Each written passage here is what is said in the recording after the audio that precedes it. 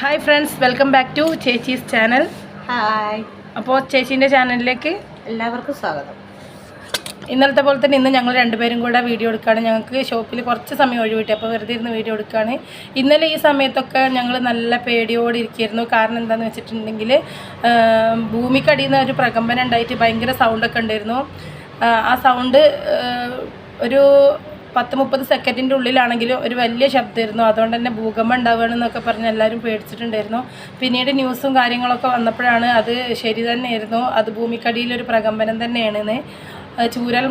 ഉരുൾ പൊട്ടിയിട്ട് ഇപ്പോൾ ഇത്ര ദിവസം ആയതിൻ്റെ ഈ സമയത്ത് തന്നെ ഇങ്ങനെ സംഭവിച്ചപ്പോൾ ഇനി ഇവിടെ എന്താ വരാൻ പോകുന്നതെന്ന് ഓർത്തിട്ട് രാത്രിയിലും ഒക്കെ നല്ല ഭീതി ഉണ്ടായിരുന്നു.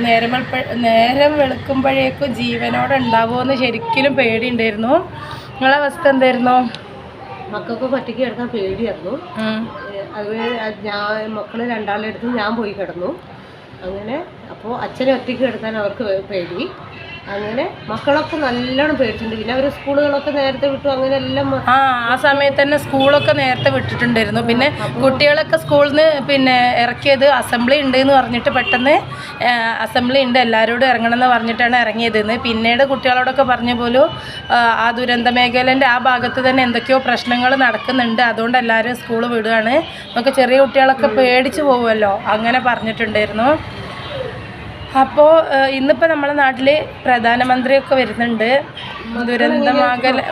ദുരിതാശ്വാസ മറ്റേ ഉരുൾപൊട്ടൽ കഴിഞ്ഞ പിന്നെ മക്കളുടെ പേടി മാറുന്നതിന് മുമ്പ് ഈ ഒരു സംഭവം കൂടി ആയപ്പോൾ മക്കൾക്കൊക്കെ ഭയങ്കര പേടിയാണ്. ദുരന്തബാധിത മേഖല സന്ദർശിക്കാനും ക്യാമ്പ് സന്ദർശിക്കാനും അതുപോലെ തന്നെ വിംസ് ഹോസ്പിറ്റലിൽ സന്ദർശിക്കാനൊക്കെ ഇന്ന് മോദിജിയൊക്കെ ഇവിടെ എത്തിയിട്ടുണ്ട് എന്നാട്ടോ ഞങ്ങൾ ഈ വീഡിയോ ചെയ്യുമ്പോഴേക്കും. അപ്പോൾ ഇതൊക്കെയാണ് ഇന്നത്തെ വയനാട്ടിലത്തെ അവസ്ഥ. പിന്നെ കാലാവസ്ഥ എന്ന് പറയുകയാണെങ്കിൽ ഒന്ന് പറയും ചേച്ചി.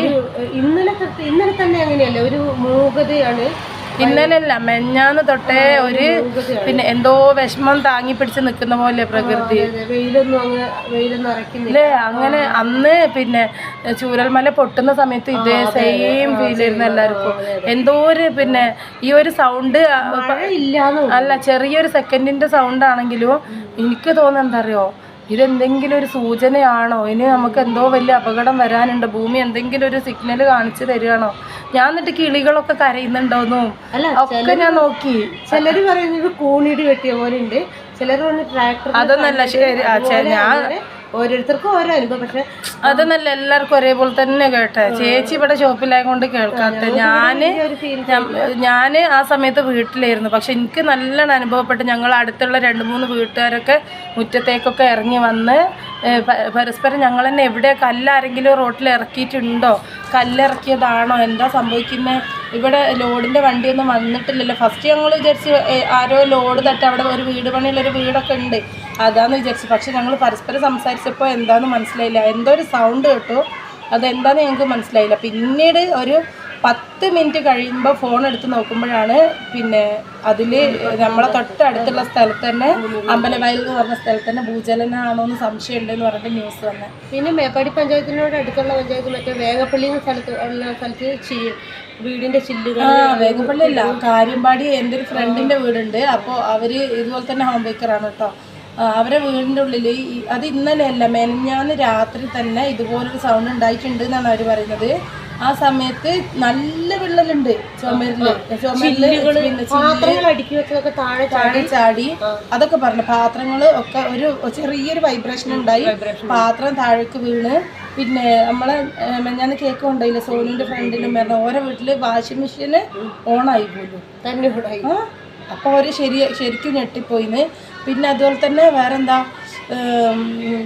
പാത്രങ്ങളൊക്കെ താഴെ വീണ്. ഞാൻ പറഞ്ഞു ഇവരെ ബാത്റൂമും കിടക്കുന്ന ബെഡ്റൂമും ഒക്കെ നന്നായിട്ട് വിള്ളൽ വന്നിട്ടുണ്ടായിരുന്നു. അപ്പോൾ അതൊക്കെ കണ്ടപ്പോൾ ഇനി ഇതോടെ കഴിഞ്ഞോ എന്നൊക്കെ വിചാരിച്ചു. പക്ഷെ ഇന്നും ഒരു രാവിലെ മുതൽ ഇത്ര വരെ നല്ല കാലാവസ്ഥയായിരുന്നു. ഇപ്പോഴത്തെ കാലാവസ്ഥ എന്ന് പറഞ്ഞിട്ടുണ്ടെങ്കിൽ മൂടിക്കെട്ടിയായിട്ടുണ്ട്.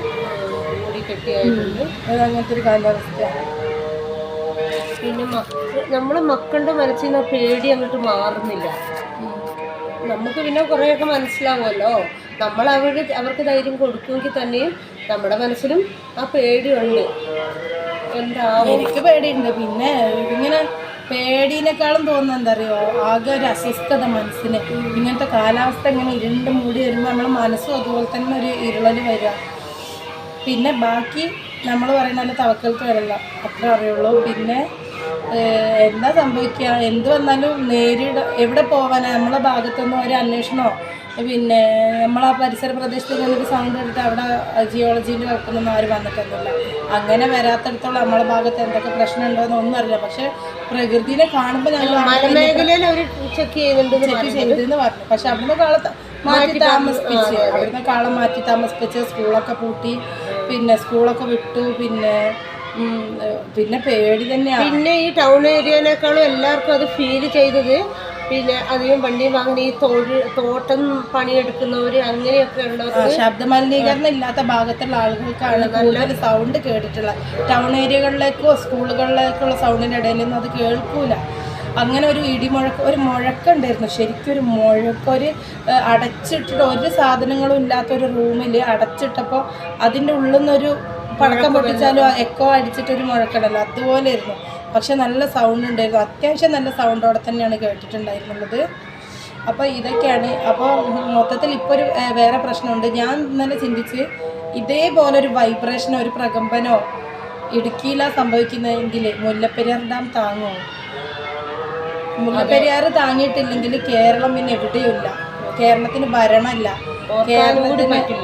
കേരളത്തിന് ഭരണമല്ല. അത് ഇന്ന് ഞാനൊരു കമൻറ്റ് കണ്ടു, മുല്ലപ്പെരിയാറിന് ആ വെള്ളത്തിൽ ഡാം പൊട്ടി വെള്ളം വരികയാണെങ്കിൽ അതിൽ വീഴാതെ ആരെങ്കിലും രക്ഷപ്പെടുകയാണെങ്കിൽ ഒന്നും നോക്കണ്ട, എടുത്ത് ചാടിക്കും അതിലേക്ക് ഒഴുകി പോകാനോ. എന്താ വെച്ചാൽ ബാക്കിയുള്ളവർ കുടുങ്ങും, ബാക്കി ജീവനോടെ ഒരാൾ ബാക്കിയാലും കഴിഞ്ഞ് ഒരാൾ ഒറ്റപ്പെട്ടു പോകും. അതിനേക്കാളും നല്ലത് ചാടി മരിക്കുന്നതാണെന്ന്. പക്ഷെ ഇപ്പം നടക്കുന്നതിന് മുമ്പ് തമാശയും അനുഭവിക്കുന്നവരുടെ കാര്യം മറ്റൊരു കേൾക്കുമ്പോൾ അവർക്ക് കഥയായിട്ടാണ് തോന്നുക.